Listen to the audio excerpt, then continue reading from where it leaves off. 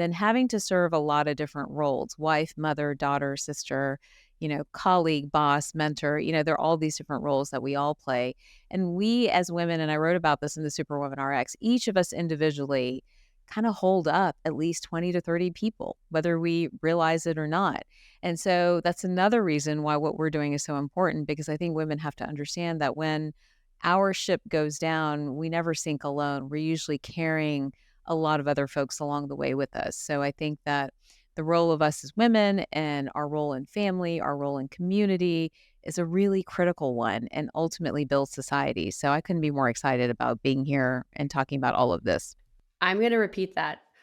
When the ship goes down, the ship does not go down alone. No, not at all. Not at all. We are at the center. You could probably name 5 women that literally hold up, 20 other people around them, so. 100%. That needs to be like needle pointed on a pillow somewhere. I actually know someone who has a company like that. I'm going to Oh, send that there to we her. go. I want to back up on, first of all, something that you said that I just want to, shed a light on or just kind of amplify. And that is, based on your background is, you were brought up, with a lot of constructs of what you should be and what you shouldn't be, right?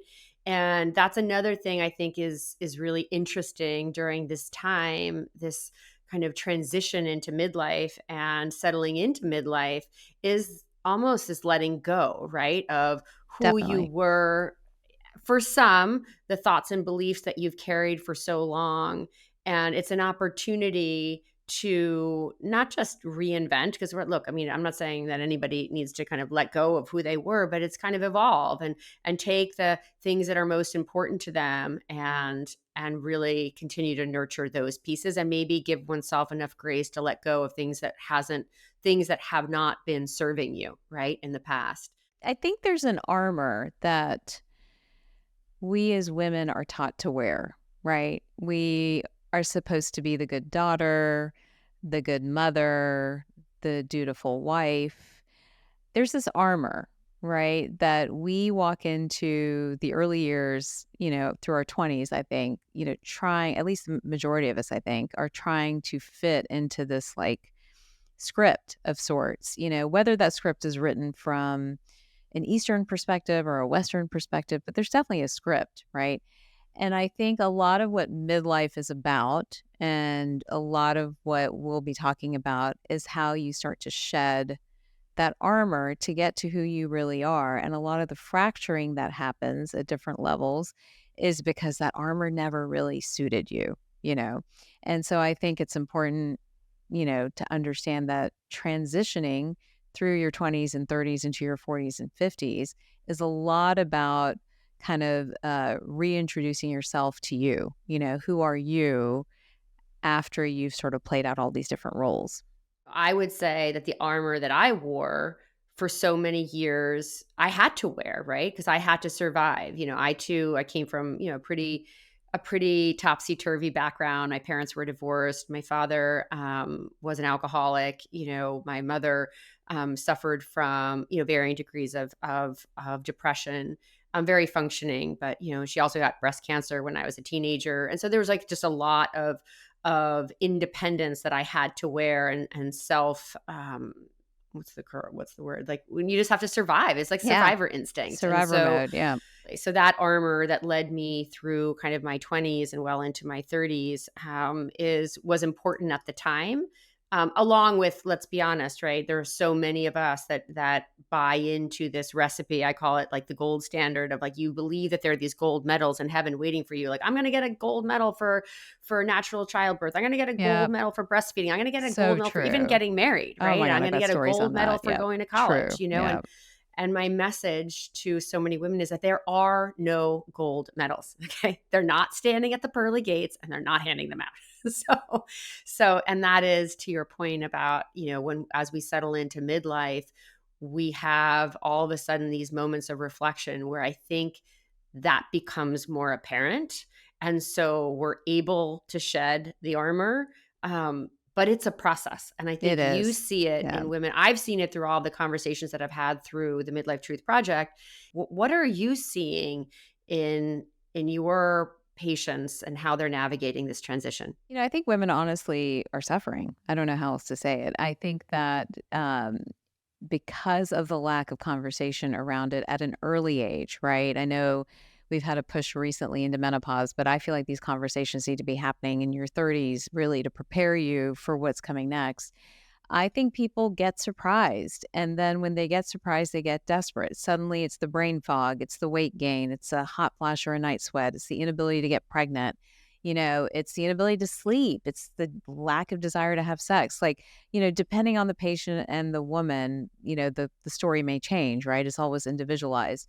But I think it's the element of surprise that is very frustrating to women and then hits them in different ways. For some, it's like a slow kind of like, okay, something's off, something's not quite right. I don't feel good. And it's not enough to motivate them to land in my office, right? But it is enough to make them snappy and irritable and maybe push their husband away or, push their children away, or enough where a colleague might notice it at work that they're not productive, or, there's a ramp up of anxiety of some kind. So for some, it's very slow, and then it crescendos over time and gets to a point where they actually, okay, something's wrong. For others, it's out of the blue, or it feels like it's out of the blue, right? All of a sudden, they've gained 20 pounds, suddenly they're losing their hair, their skin's changing. It's a lot of these physical symptoms. And unfortunately for women, this is just being honest and truthful.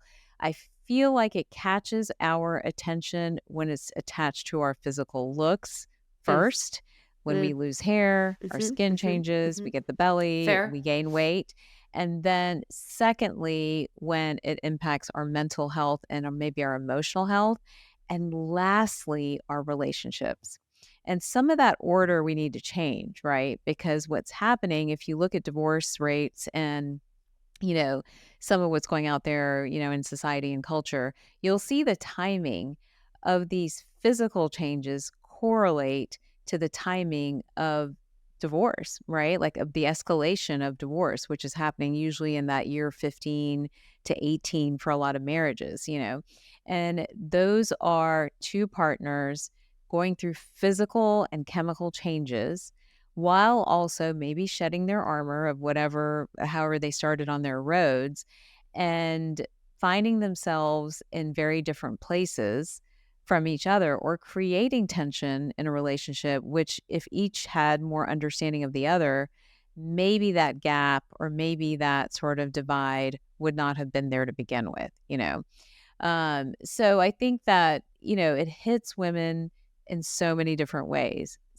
There's always a wake up call. That wake up call, one of the things I do in practice is I'll always timeline out a patient's story. I always find it fascinating, to kind of look at how their things have progressed. That wake up call is sometimes physical, but sometimes it's a relationship issue. There's a divorce, there's a child that was super sick, there's something that has happened within this unit that the woman has been responsible for that has now forced this reckoning. But what the majority of women will do, and this is what I hope will change, majority of women won't do anything until they get this wake up call. They won't go and search for information about their mind, their body, their emotions, their spirit, all these different things. Maybe they don't have the luxury, right? Time is a luxury for a lot of women in midlife. You're raising children, you have a family, you might have parents you're taking care of, you might have responsibilities in the community, you may have a job that's peaking kind of at the same time. So time might be a luxury, but what we want to help women understand, or what at least a lot of what I talk about, is that, this is not a luxury. This is a necessity to take the time and energy and effort to understand you and your responsibility with how you're conducting yourself in a work relationship, in a personal relationship, as a mother, as a daughter, as a sister, all these different things that we do. And so I see it across the board. I see the whispers and I see the big slaps in the face. I see, the calls to action. I see the life changes triggered because, there's been a lot of personal stuff going on. I get to see it all. But I think what I would love women to do is like, let's not wait till the car crashes. Let's actually do some preventive work on the front end so that you are able to handle whatever's next with grace and ease rather than feeling like you've just been sort of thrown to the ground.